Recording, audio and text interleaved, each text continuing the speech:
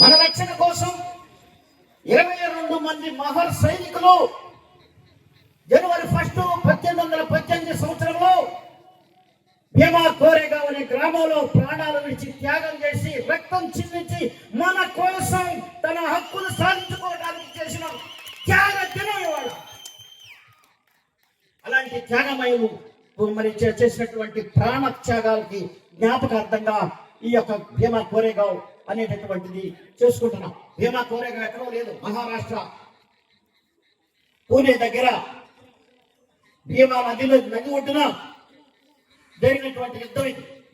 207 సంవత్సరాల క్రితం జరిగింది. అప్పుడు అంబేద్కర్ గారు అప్పుడు కొట్టలేదు. ఎందుకు జరిగింది అంటే బ్రిటిష్ వాళ్ళు ఒక మరాఠా రాజులందరినీ ఓడించడానికి ఒక సైన్యాన్ని ఏర్పాటు చేసుకుంటే అక్కడ పేష్వా అనేటువంటి బాజీరావు II బ్రిటిష్ ప్రభుత్వానికి వ్యతిరేకంగా పూణే కాపాడుకోవాలని చెప్పి పోరాటం చేస్తే ఆ పోరాటానికి సైనికులు లేక కేవలం 500 మంది సైనికులతో భీమా కోరేగావ్కి మరి బ్రిటిష్ కెప్టెన్ పంపించడం జరిగింది. అయితే ఆయనకి ఆ యొక్క కమాండర్కి ఈ యుద్ధం గెలవలేమని తెలుసు. 20,000 మంది సైనికులు, 8,000 మంది మరి అశ్వదళం, 28,000 మంది పేష్వా సైన్యం వస్తుంది.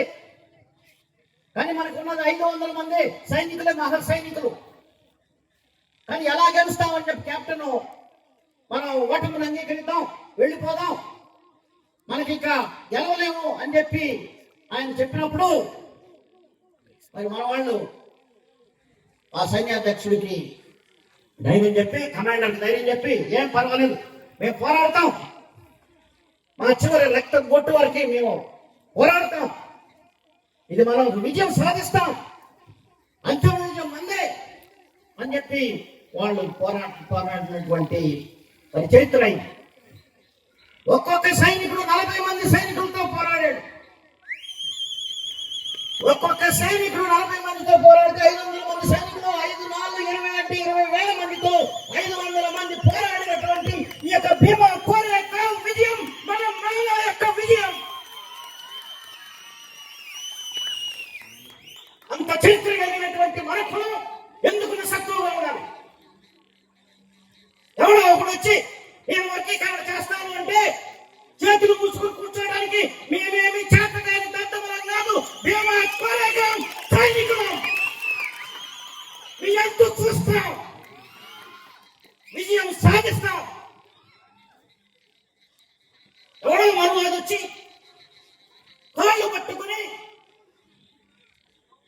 నువ్వు ఇచ్చిన పచ్చిగడ్డి తిని నాకు వర్గీకరణ చేయమంటే చేసేస్తావా? నువ్వెవడమే చేయడానికి? నువ్వెవడమే చంద్రబాబు? నీకేం అధికారం ఉంది వర్గీకరణ చేయడం? నువ్వు ఎంత చూస్తావు? నువ్వు 2000లో చేసావు వర్గీకరణ, 2004లో నీ ఎంత చూసాం మేము. నిన్ను ఓడించావు, చిత్తుగా ఓడించావు. నీ ప్రభుత్వం కూలిపోయింది. మళ్ళీ నువ్వు వర్గీకరణ చేస్తే మళ్ళీ కూలిపోతావు. నేను నీకు పదే జ్ఞాపకం చేస్తున్నా, నువ్వు కూలిపోవడం ఖాయం, పట్టులో ఉండటం ఖాయం. చేతిలో ఉన్న అధికారం ఉంది అని చెప్పి ఇష్టం వచ్చేటప్పుడు పెన్నులు పట్టుకుని నేను వర్గీకరణ చేస్తాను. నేను చేస్తాను, నిన్ను వర్గీకరణ చేస్తాను, నిన్ను రాజకీయ సమాధి చేస్తావా? నువ్వెవడో సమాధి చేయడానికి మా కులం గురించి మాట్లాడారంతా నీకేముంది?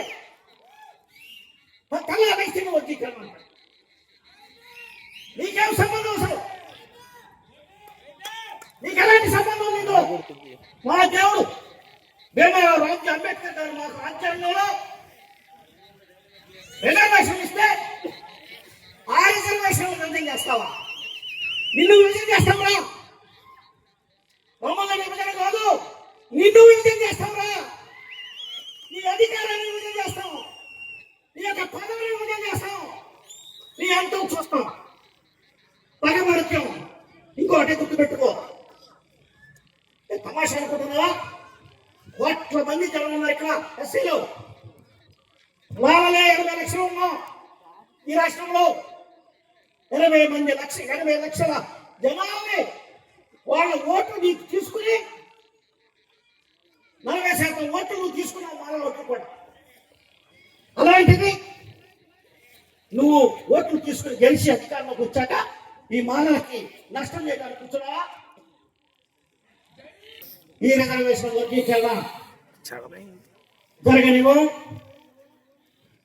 పోరాడుతాం. మేము కోరేగాంలో ఎలాగైతే విజయం సాధించామో అదేవిధంగా నీ మీద విజయం సాధించి తీరుతాం.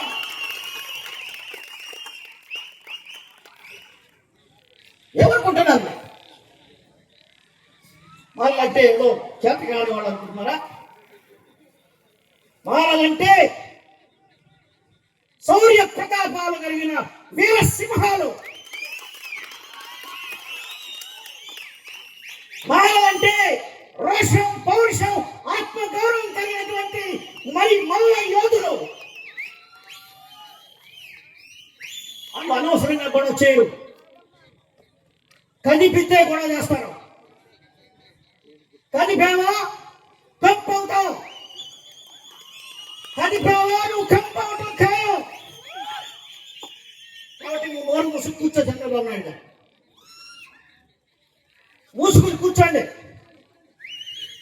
ఎంత వాటి జోలికి వెళ్ళక